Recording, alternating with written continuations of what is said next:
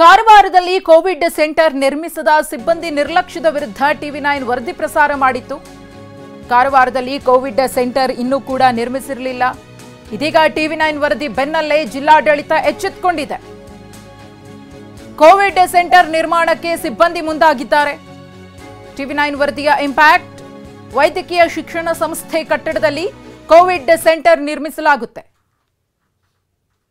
ಗಮನಿಸ್ತಾ ಇದ್ದೀರಿ, Covid centre ನಿರ್ಮಾಣಕ್ಕೆ ಬೇಕಾದಂತಹ ಎಲ್ಲ ಸಿದ್ಧತೆಗಳನ್ನು ಮಾಡಿಕೊಳ್ಳಲಾಗಿದೆ. ಜನರಲ್ ವಾರ್ಡ್ ರೋಗಿಗಳನ್ನು ಬೇರೆ ಕಡೆ ಶಿಫ್ಟ್ ಮಾಡಿ ಕ್ರಿಮ್ಸ್ ಕಟ್ಟಡದಲ್ಲಿ ಕೋವಿಡ್ ಸೆಂಟರ್ ನಿರ್ಮಾಣ. ಟಿವಿ9ನಲ್ಲಿ ವರದಿ ಪ್ರಸಾರವಾದ ಬೆನ್ನಲ್ಲೇ ಈ ರೀತಿಯಾಗಿ ಸಿಬ್ಬಂದಿ ಅಲರ್ಟ್ ಆಗಿ ಸಪರೇಟ್ ಆಗಿ ಕೋವಿಡ್ ಸೆಂಟರ್ ಅನ್ನು ಓಪನ್ ಮಾಡಿದ್ದಾರೆ.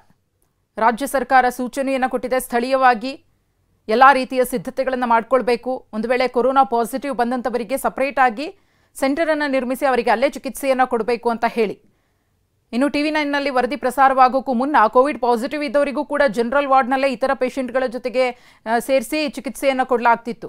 ಅದರಿಂದ ಬಹಳ ಆತಂಕ ಇತ್ತು, ಬೇರೆಯವರಿಗೂ ಕೂಡ ಸ್ಪ್ರೆಡ್ ಆಗುವ ಒಂದು ಚಾನ್ಸಸ್ ಇದೆ ಅಂತ ಹೇಳಿ ಟಿವಿ9ನಲ್ಲಿ ವರದಿ ಪ್ರಸಾರವಾದ ನಂತರದಲ್ಲಿ ಸಪರೇಟ್ ಆಗಿ ಇದೀಗ ಕೋವಿಡ್ ಸೆಂಟರ್ ಅನ್ನು ಓಪನ್ ಮಾಡಿದ್ದಾರೆ. ಅಲ್ಲಿ ಒಂದಷ್ಟು ಸಿದ್ಧತೆಗಳನ್ನು ಮಾಡಿಕೊಂಡಿದ್ದಾರೆ. ಕೋವಿಡ್ ಪೇಷಂಟ್ಸ್ಗೆ ಏನೇನು ಟ್ರೀಟ್ಮೆಂಟ್ ಕೊಡಬೇಕು ಅದೆಲ್ಲದರ ಬಗ್ಗೆಯೂ ಕೂಡ ಸಿಬ್ಬಂದಿ ಇದೀಗ ಮುತುವರ್ಜಿಯನ್ನು ವಹಿಸಿದ್ದಾರೆ. ಟಿವಿ9 ವರದಿ ಪ್ರಸಾರವಾದ ಬೆನ್ನಲ್ಲೇ ಜಿಲ್ಲಾಡಳಿತ ಕೂಡ ಎಚ್ಚೆತ್ತುಕೊಂಡು ಆಸ್ಪತ್ರೆಯವರಿಗೆ ಖಡಕ್ ಆಗಿ ಸೂಚನೆಯನ್ನು ಕೊಟ್ಟು ಇದೀಗ ಕೋವಿಡ್ ಸೆಂಟರ್ ನಿರ್ಮಾಣವಾಗಿದೆ. ಇನ್ನೂ ಕೂಡ ಮುಂದುವರೆದು ಮತ್ತಷ್ಟು ಮುಂಜಾಗ್ರತಾ ಕ್ರಮಗಳನ್ನು ತೆಗೆದುಕೊಳ್ಳಬೇಕಾದಂತಹ ಅನಿವಾರ್ಯತೆ ಇದೆ.